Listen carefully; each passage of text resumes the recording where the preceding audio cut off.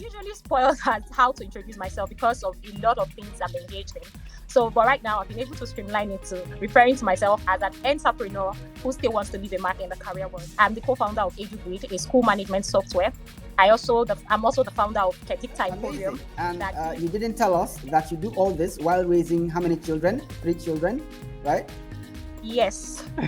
So that taught me that sometimes you lose some and you get some. So entrepreneurship is something, I read on LinkedIn recently, someone said the reason why he wants to be an entrepreneur is to be able to pay himself any amount. He doesn't want to be stereotyped to one salary from one boss and everything. And I laughed because if only he knew.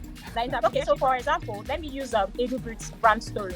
So my husband, when I married him, was running a school, and despite the best efforts, despite all the money being pumped in, despite the initiatives that were being brought into the school and all that, against everything, the school finally we made the tough decision to close the school in July 2021. So either you change direction or you come again for the same thing. So in our own case, we didn't start another school.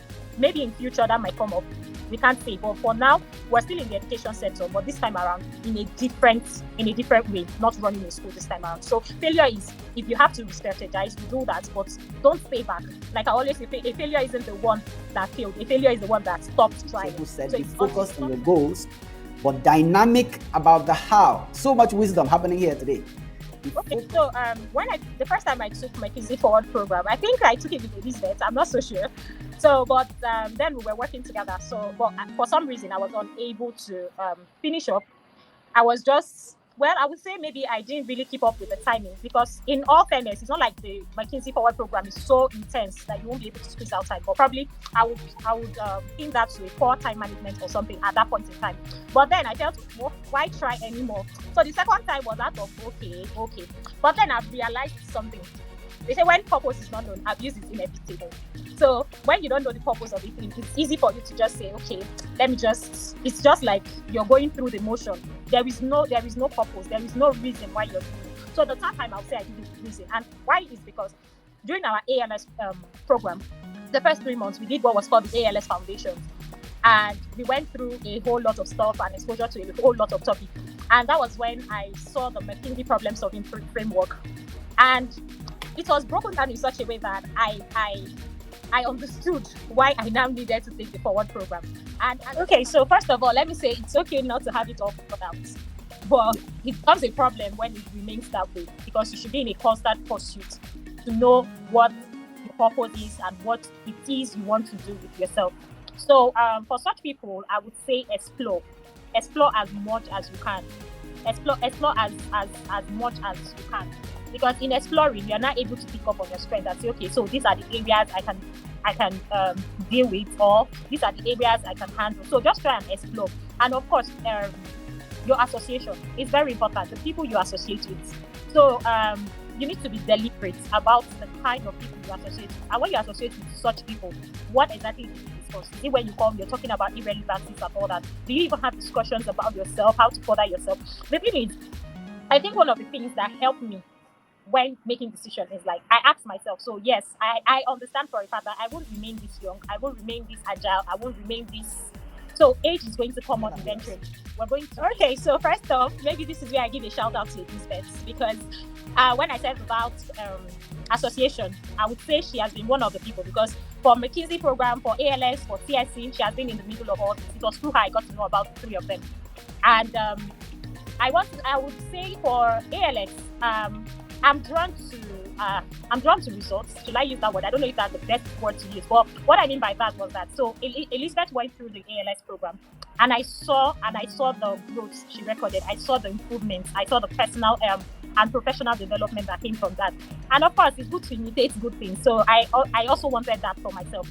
And also, what also prompted me to go for that was that I told myself, okay, so since you left school, you've been popping babies. So right now. So right now, it's time to get serious with your life and really start moving in the direction you want to move in. So when I say that ALS has been a huge blessing, when I mean blessing, I came to learn Salesforce admin, but I got so many things. I can't even begin to count the relationships I built from ALS. I can't even begin to count entrepreneurship. I think Edubreed ALX also played a role in making Edubreed what it is now, because of at some point I went through the Founders Academy, ALX Founders Academy. And so Chisom has given ALX a 10 over 10. It says, Elizabeth says, wow, 10 over 10. Chisom hardly gives a 10 over 10. Very impressive. That's a good one. So ALX, kudos to you. If any of you are there, so you should just advertise yourself. And while I'm saying that, if you so again, Elizabeth introduced me to the Strategy Club. And everybody should be making friends with Elizabeth, by the way. The Strategy Club. So it's another avenue to also network with fellow entrepreneurs. Like sometimes, for example, Birago, the first day I saw her job, I was like, wow, a woman did this, not just a woman, an African woman. You know, I was so proud that day. So those are the kind of things we see in the Strategy Club. You see entrepreneurs like yourself, you see them producing things. You see, our daily discussions, the encouragement, the business ideas. I can't even begin to imagine so many things I've implemented in my business that I learned from the Strategy Club. So yes, the Strategy Club is a place every entrepreneur should be. Wow, that's a lot. I'm sure we're getting 20 over 10 this time around. So it's yes, I think that was the pitch competition I won is the second one that ALX and 9Mobile had done. So the very first time it came up, I don't know, I talked myself out of it. I was like, what are you going to go there to go and say? Do you understand? And actually, but I tuned in live when the pitch was going on. And by the time I heard people talking, I was like, oh, you could have done this. You could have done this. So what were you so scared of? So I'll just tell you, when an opportunity presents itself, plunge head, as in go in first. Tell yourself that you can figure it out later, whatever it does. But then I have to recently start giving myself pep talk. I say, babe, you are always a shining light. There is nowhere you have stepped into that you don't leave your mark. So don't let anything hold you back. Do you understand? So learn to give yourself that kind of pep talk. Take advantage of every opportunity you get and make the best out of it. Of course, I'm rooting for you and I hope to see you at the top.